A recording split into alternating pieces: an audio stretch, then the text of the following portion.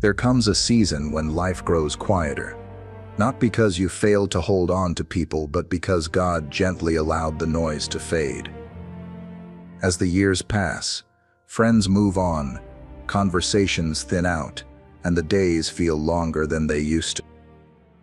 I've learned that this quiet can hurt at first, especially when the world keeps telling you that being surrounded by people is the same thing as being blessed.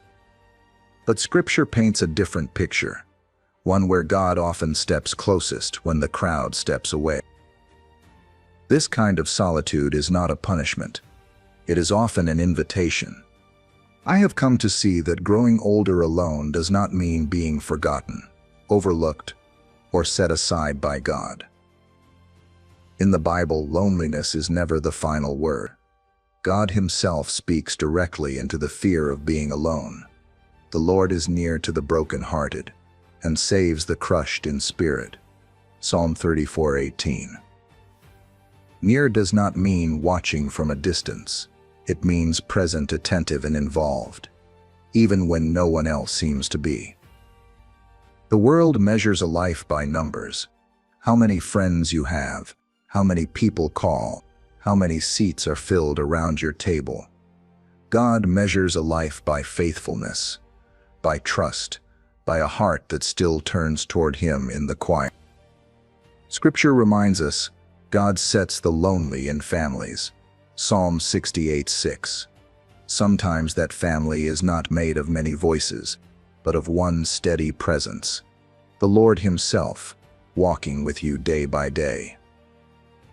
If this season feels empty, it may be because God is creating space, not taking something away. The Bible never promises a life crowded with people, but it does promise a life sustained by God. And as the noise fades, a deeper truth begins to surface. You are not alone in your later years.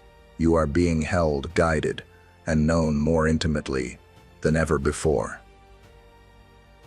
Number 1. God is never absent in your loneliness.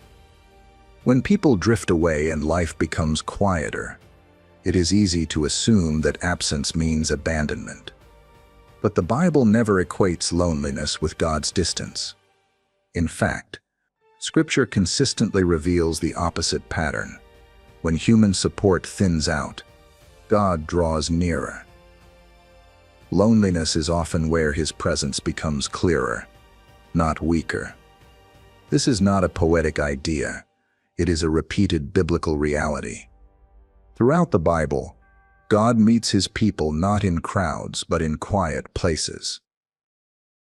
Jacob was alone in the wilderness when God reaffirmed His covenant with him.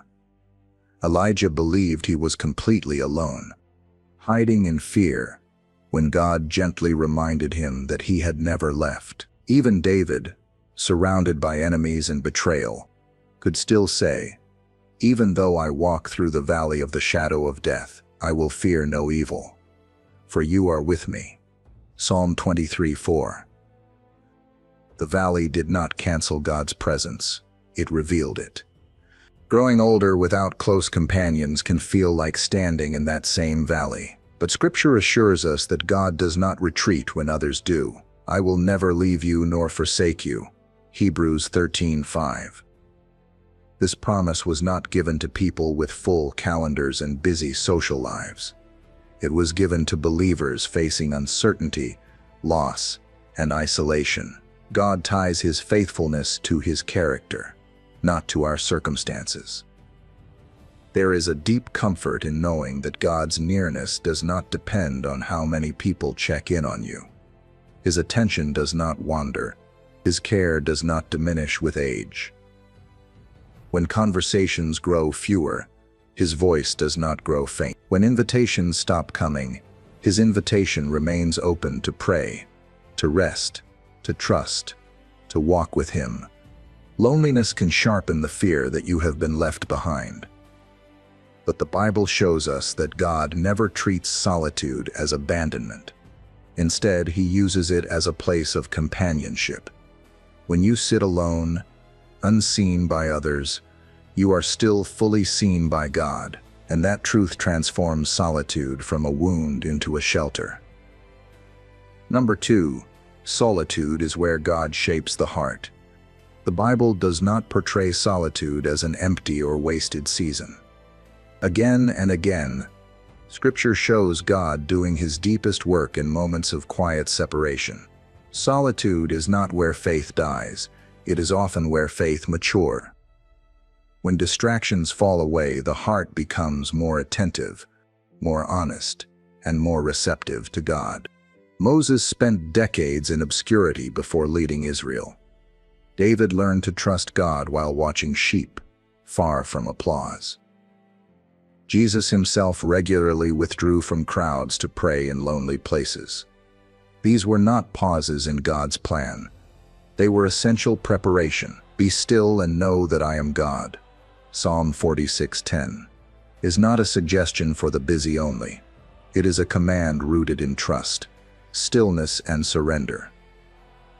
As life grows quieter with age, God may be inviting you into this same kind of stillness. Without constant noise, there is room to listen. Without social pressure, there is freedom to reflect. Solitude strips away roles and expectations and leaves behind what matters most: your relationship with God. This is where the heart is refined, not rushed. Scripture teaches that wisdom often grows in silence. The Lord is good to those who wait for Him, to the soul who seeks Him. Lamentations 3:25. Waiting is not inactivity, it is a posture of trust. In solitude, faith becomes less about performance and more about dependence. Prayer deepens. Gratitude sharpens. Fear loosens its grip. Aging alone does not mean your life has narrowed. It may mean it has deepened. God shapes character in the quiet, forming patience, humility, and peace that cannot be learned in crowded seasons. Solitude becomes sacred ground when it is shared with Him. And what looks like emptiness from the outside may, in truth, be the place where God is doing His most faithful and lasting work. Number 3. Aging alone can be a season of freedom, not loss. As people grow older, solitude is often framed as something to fear, a sign that life is shrinking. But the Bible offers a quieter, truer perspective. Scripture shows that freedom does not always come from having more people around. Sometimes it comes from having fewer voices pulling at your heart. When life simplifies, the soul often breathes more deeply. In earlier years, much of life is shaped by expectations, family roles, social obligations, the need to be needed. As those demands fade, a new kind of freedom can emerge. Paul speaks to this principle when he writes, "I have learned in whatever situation I am to be content." Philippians 4:11. Contentment is not tied to circumstances. It is learned through trust. It grows when life is no longer crowded. Solitude in later years can free you from comparison. There is no pressure to keep up, to impress, or to perform. Faith becomes quieter but stronger, rooted not in approval but in assurance. The Bible reminds us, "Better is a little with the fear of the Lord than great treasure and trouble with it." Proverbs 15:16. Peace is often found not in abundance, but in simplicity. When friendships thin out, time opens up. Time to pray without rushing. Time to read Scripture slowly. Time to notice God's faithfulness in small, ordinary moments. This freedom is not emptiness, it is space. Space where anxiety loosens its grip and gratitude grows deeper. Aging alone does not mean life is closing in. It can mean life is opening inward, where faith no longer competes with noise. God does not measure your later years by how busy they look, but by how closely you walk with Him. What appears to the world as loss may, in God's hands, be a quiet release into peace. Number 4. God often uses the quiet to speak loudest.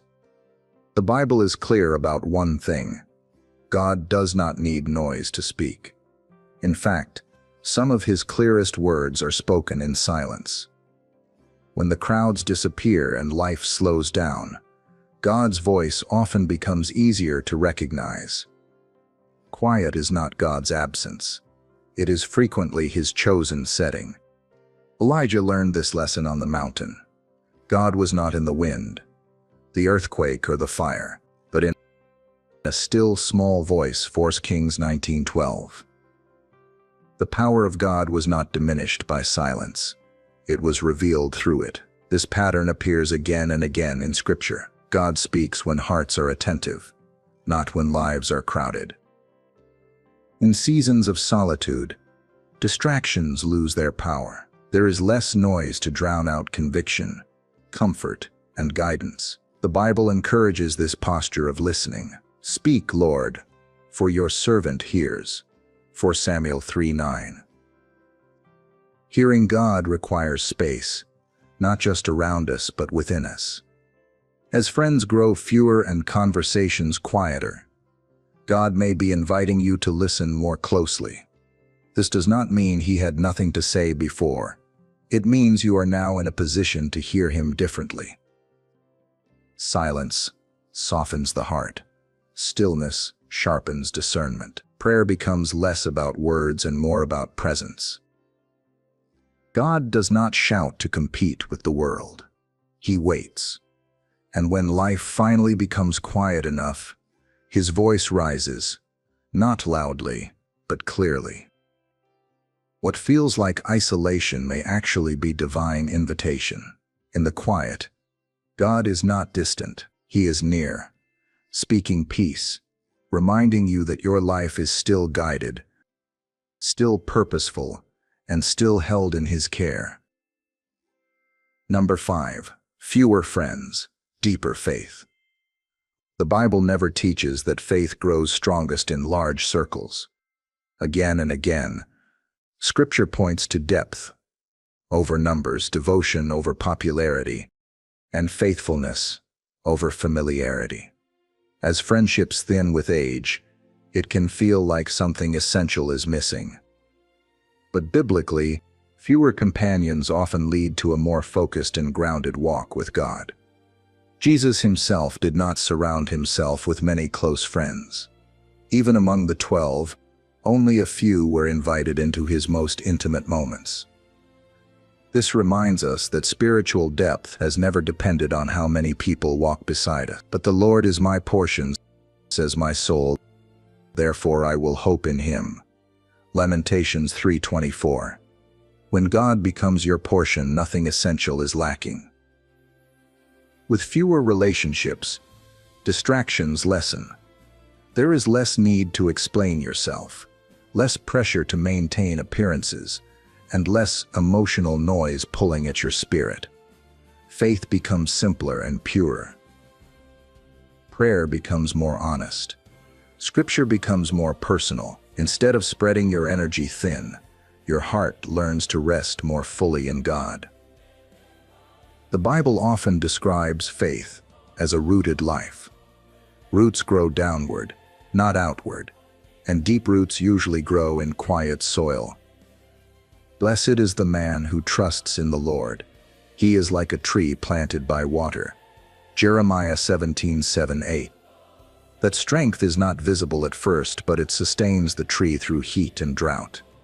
In the same way, a quieter life can nurture a faith that endures. Losing friends does not mean losing connection. It may mean gaining intimacy with God. Fewer voices around you can make room for the one voice that truly steadies the soul, and a faith shaped in solitude often becomes stronger, calmer, and more unshakable than one shaped by crowds. Number 6. Your worth is not measured by who stays. One of the deepest wounds of growing older alone is the feeling that your value has faded along with your relationships. When people leave or stop calling, it is easy to believe that your importance has diminished. But the Bible firmly rejects that idea. Human presence has never been the measure of human worth. Scripture grounds our value not in who stays, but in who created us. So God created man in his own image. Genesis 1:27. That image does not weaken with age. It does not disappear with loneliness. Your worth is fixed because it is rooted in God's design, not in human approval. The Bible reminds us that God's attention does not drift with time. Even to your old age I am He, and to gray hairs I will carry you. Isaiah 46:4. This is not a conditional promise. God does not say He will carry you if others remain. He says He will carry you, period. Your value is not something people can take away by leaving. When others walk away, God does not reassess your usefulness. He does not reduce your significance. The world may overlook quiet lives, but God never does. Scripture tells us that God sees what others miss, honors what others forget, and remains faithful when others grow distant. Being alone does not mean being unwanted. It means that your life is now held more clearly in God's hands. Your story is not defined by who stayed or who left, but by the one who has promised never to leave you. And in that truth, solitude loses its power to wound, because your worth has never been fragile. It has always been secure in God. Conclusion. When you are alone, you are held by God. There is a quiet truth the Bible gently leads us to, one that the world rarely celebrates. Being alone in later years does not mean being left behind. It can mean being led more closely. When the noise fades and the circle grows smaller, God does not step back. He steps in. Scripture does not deny the ache of loneliness, but it consistently redeems it with presence, purpose, and promise. God never defined a meaningful life by how many people surrounded it. He defined it by faith, by trust, by a heart that remains turned toward Him. As the years pass, your life may look quieter, but it is not smaller in God's eyes. The Lord watches over the sojourners. He upholds the widow. Psalm 46:9. This verse is not about pity. It is about care. God actively watches, upholds, and sustains those whose lives have grown still. Solitude can feel heavy when we believe it means loss. But the Bible reframes it as nearness. Nearness to God's voice, God's peace, and God's steady presence. When you sit alone, you are not sitting unseen. When the phone does not ring, heaven is not silent. God remains attentive, faithful, and close. There is a deep dignity in walking with God when few others walk beside you. Faith refined in solitude is not weak. It is seasoned. It carries patience, gentleness, and quiet strength. The Lord is my shepherd. I shall not want. Psalm 23:1. Want does not disappear because life is full, but because God is enough. Growing old alone is not a sign that God has taken something from you. It may be a sign that He is giving you something rare, a season of deep peace, undistracted faith, and steady companionship with Him. You are not abandoned, you are held, and in God's hands even solitude becomes a blessing.